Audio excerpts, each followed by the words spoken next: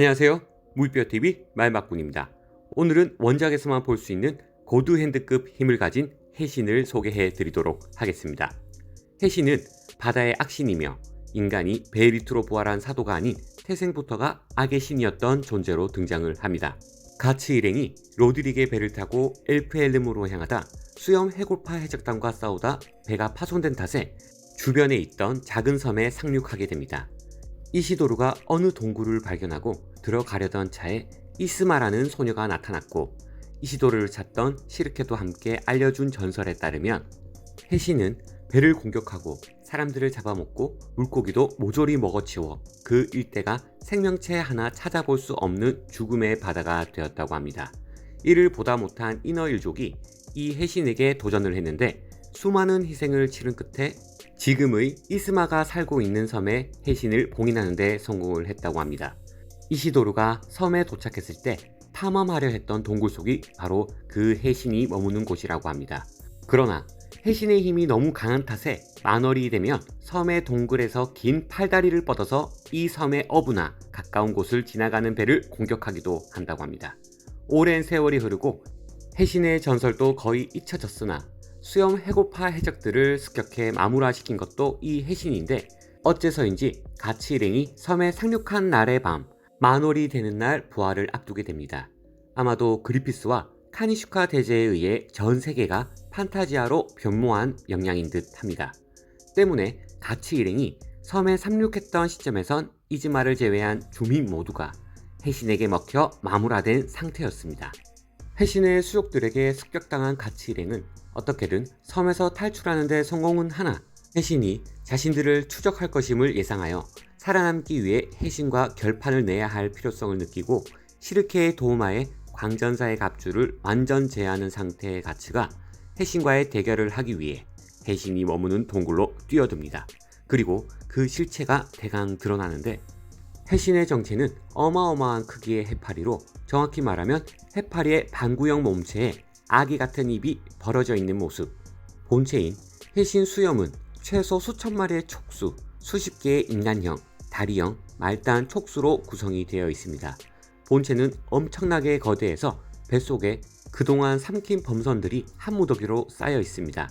이런 크기 탓에 가츠는 외부 공격은 소용없다는 것을 깨닫자 공격해오는 촉수들을 돌파해 자진해서 이 해신의 입 안으로 뛰어들며 해신과의 전투를 하게 됩니다. 중간 광고 잠시 하도록 하겠습니다. 베르세르크 피규어는 무비피규어 쇼핑몰에서 만나보시길 바라겠습니다. 판타지아가 시작되고 나타난 마물들 중에서도 굉장히 강력한 편으로 시르케의 말에 의하면 정령들을 쫓아버릴 정도의 영합을 지녔다고 하며 이후 해신의 본체를 마주하고선 예상조차 뛰어넘는 영합이라며 경악할 정도였습니다. 전투력 역시 상당히 강력한 편인데 말단 촉수들이야 가츠에게 몸풀기 수준이고 민 달팽이형 촉수들도 광전사의 갑주 앞에선 다수가 도륙났지만 하나하나가 거의 하급 사도급 전투력을 지녔고 이것들이 전부 해파리의 촉수들에 불과해 그야말로 셀 수 없이 많은 숫자가 있습니다. 게다가 본체는 소형 섬 수준으로 거대해서 부상하는 것만으로도 작은 섬 하나를 붕괴시킬 수 있을 정도로 웬만한 공격은 무의미할 정도입니다. 가츠도 수많은 촉수를 상대하며 무식하게 큰 본체에 타격을 입히는 건 불가능하다고 판단해 해신의 내부에 진입했으나 광전사의 갑주의 힘을 썼음에도 해신 내부의 공생 생물들의 물량 공세에 고생을 했고 음파병기 수준의 심장 박동에 그대로 죽을 뻔까지 했습니다. 사도 중에서도 카니슈카 대제를 제외하면 비교할 이가 없을 만큼 큰 스케일의 마블입니다. 그리피스가 시바신 카니슈카 대제를 상대한 것에 맞추어 가츠 역시 이런 녀석을 상대해 이김으로써 무지막지하게 커진 스케일의 밸런스가 맞게 되었습니다. 다만 그리피스가 대제를 너무나도 쉽게 복속시킨 것에 반해 가츠는 여러 조력을 받고도 이 녀석을 잡느라 죽을 고비를 넘겼습니다. 해신의 모티브는 여러 가지로 추측이 되는데 특히 본체에 무수하게 붙어있는 촉수 하나하나에도 입과 눈이 달려있는 것은 영화 딥라이징의 괴물과도 비슷합니다. 갈퀴가 달린 촉수의 아가리 부분은 영화판 미스트에 등장하는 촉수의 끝부분과 구조가 매우 유사합니다. 작가가 여러 공포물에서 영감을 받은 부분이 많기 때문에 많은 괴물들이 모티브가 되었다고 생각을 합니다. 가츠와 해신의 대결에서는 해신 내부에 도착해 기생충들을 돌파한 가츠는 이 괴물을 죽이기 위해 심장을 찔러버릴 기사였지만 그 문제의 심장은 경이로운 크기로 인해 단순히 심장 박동 소리만으로도 사람이 미쳐 죽어버릴 수준.